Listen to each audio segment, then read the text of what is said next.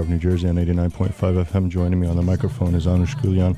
Anush, I was just perusing the vast lands of the internet, and I came across this photo, tweet of Kris Alberts. There's a photo of her, and it says, tomorrow, 2:30 p.m., Armenian radio of New Jersey, 89.5 FM. I mean, does it get any better than that?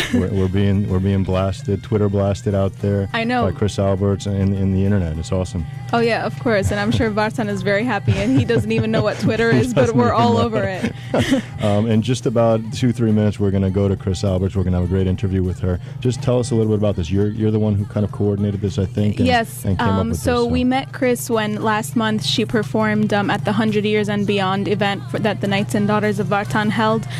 So she's an Armenian artist, singer, songwriter from the New York area, and she's been performing in the Armenian community since her childhood. So she's releasing her first album that she actually wrote. So we're going to hear more about that. All right, we're looking forward to it. We're going to go to Kris in just a few minutes. Anush, you're going to lead the interview, and we're looking forward to that. We hope that our listeners will stay with us. You're tuned in to the Armenian Radio Hour. I'm Anush Gulyan, and in the studio with us is artist Kris Alberts. Thank you so much for joining us, Kris. Hello, thank you so much for having me. I'm so happy to be here. Of course. So please tell us why the number one reason you're here is you're releasing your first record that you actually wrote. So tell us about that. Yeah, I've been for the past year preparing my EP. It's 6 songs, all my original music that I wrote over I don't know how many years that I've been songwriting, and I'm so excited. I'm a big part of the Armenian community, so I'm really excited to be here to tell you all about it. So, Kris, where did you study music? How did you get into music? Oh, I've never really not been around music. My parents are both musicians. I grew up in a very musical family, and it's been around me my whole life. Not just my parents, my aunts, and my sister were all in the performing arts, so I grew up watching my parents perform and performing with them. My mother was a classical opera singer and also was in a pop girl band, and my father was a violinist and a composer, and they performed together, and I just grew up watching them and admiring them, so there was really nothing else that I could have done. That's amazing. So as far as your family's music style, is your music style similar or different, or tell us about what your music is like? Because I watched my parents and saw what they were listening to. There's so many different types of music that I grew up listening to, from classical music to R&B to pop to rock, all these different elements that I kind of incorporated in my own songwriting. And my parents were really great. They saw that I was passionate and dedicated about the performing arts, and they just kind of let me do this my whole life. I went to LaGuardia High School of Music and Art and Performing Arts as a vocal major. I studied there, and then I went to the American Musical and Dramatic Academy, which is a conservatory where I studied musical theater. So I was, trained in vocal music, in musical theater, and just grew up listening to all these different types of music and incorporated all of that into my own songwriting. And so you also did theater. Yes. I know last month you were in a production. Please tell us about that. Yes, I was in the musical Elton John's Aida, and it was at York College Theater. I was playing Princess Amneris, one of the lead roles. It was absolutely incredible, such a great run, an incredible cast, and a really fun time. And soon after that, I won the award for Best Supporting Actress at the Theater Awards there. So it was an incredible experience. It's so different, the theater world, and then, being a recording artist. But my heart is in both places. It was the most incredible time to be able to just kind of become that character and sing Elton John's music and just be a part of such a great production. And about your new album, so the first single was released called Favorite Mistake, which we'll be hearing shortly. Yes.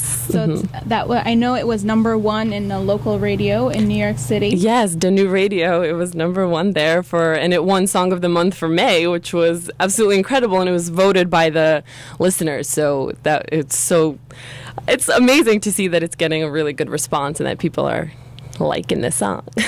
And what has been your writing process with that song or with the new album that you're releasing in a few days? It's really different. Sometimes I'll just like play around on the keyboard or the guitar and just kind of like play some chords and really fall in love with a certain chord progression or just the way something sounds. Or sometimes a lyric will pop into my head and I'll just continue writing off of whatever that line that came into my head was. There's never like a specific way that I write, but once you kind of start, there's a really good flow and it just kind of goes from there. So let's hear your first single called Favorite Mistake. Yes.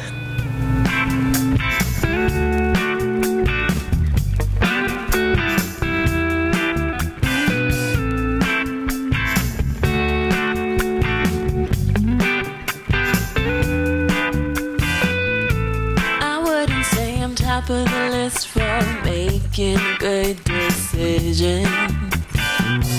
I wouldn't say I'm top of the list for doing all things right. I wouldn't say I'm top of the list for paying close attention. But I could say I'm top of the list for putting up a fight. 'Cause they say we are tuned into the Armenian Radio Hour, and we are listening to the Fleet track, the first single released off of Kris Albert's album. Kris is joining us in the studio. Kris, Anush kind of navigated through the first part of the interview, and I'm going to go through the second part of the interview.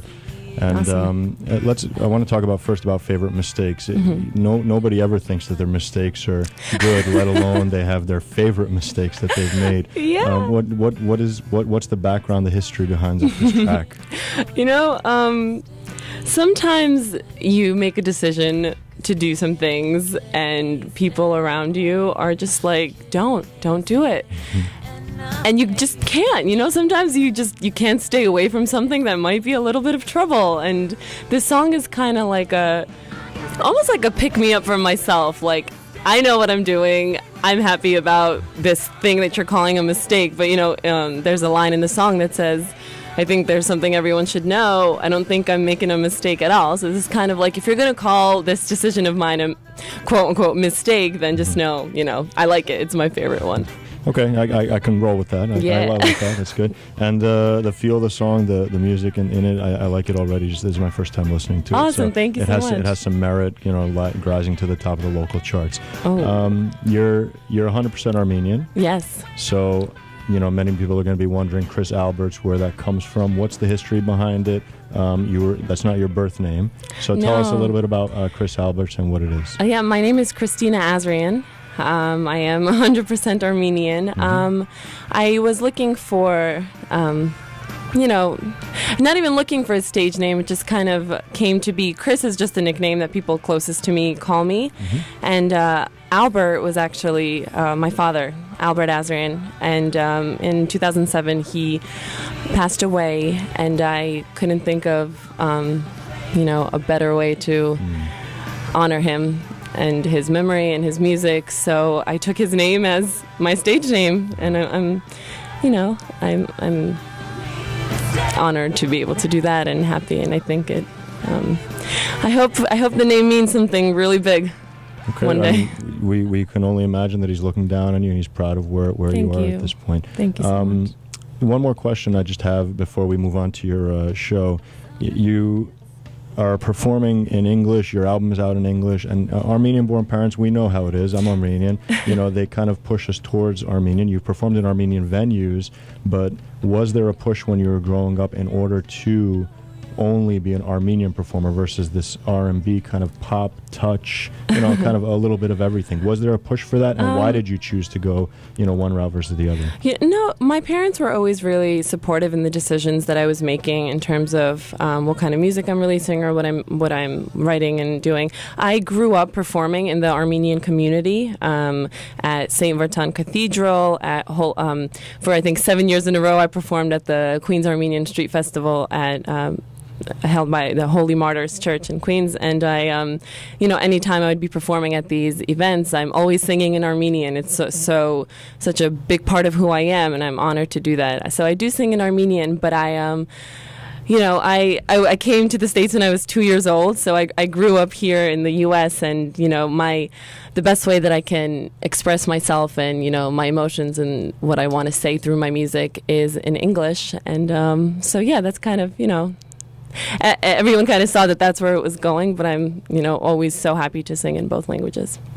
Kris, so you're having a show coming up at the end of the week. Can you tell us about that? And, where is it? When is it? Yes, I'm really excited to announce this, and I want to invite everybody that's listening. I'm performing on June 13th at Mercury Lounge in New York City. It's a 7:30 p.m. show, and this is the first time I'm celebrating my EP release and performing all this music. I have an incredible band put together. It's going to be such a fun show, and I'm so excited to put a different spin on this on the record and be able to perform it live. So I'm inviting everyone again, June 13th, 7:30 p.m. at Mercury Lounge. Kris, where can people get in touch with you? Do you have a website that they can look up more information about your shows and your albums? Well, as was mentioned, I am a big Twitter and Facebook and Instagram and social media user. So that's the best way to keep in touch with me and to stay posted on everything that's going on. My website, obviously, krisalberts.com, and my Facebook, Kris Alberts, my Twitter, Kris Alberts, Instagram, Kris Alberts, Kris with a K, please don't ever forget. And yeah, so I'm inviting everyone to please like my page on Facebook and follow me on Twitter and Instagram, and check out my website, krisalberts.com. You can stay up to date with all the latest news and all the fun things I'm doing on those pages. Kris, anything else you'd like to add before we close? First of all, I want to say thank you so much for having me. This was amazing. My record comes out June 9th. That's very soon, so this coming Tuesday. So I'm encouraging and inviting everyone to please check it out. My single Favorite Mistake is available on iTunes and CD Baby, on a lot of different streaming sites, Rhapsody, Spotify, and the record as well. June 9th, it'll be available on iTunes, CD Baby, and it'll be streaming on Spotify, Pandora, all the different sites. So please check it out. Check me out on YouTube, Kris Alberts. Check out all the social media sites. I hope you guys love the music, and thank you so much for having me. Thank you so much, Kris. We look forward to hearing your album soon. Thank you.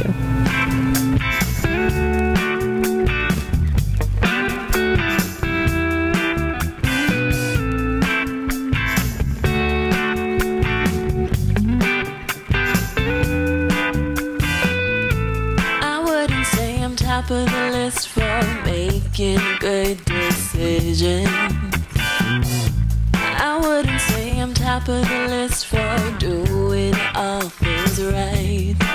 I wouldn't say I'm top of the list for paying close attention, but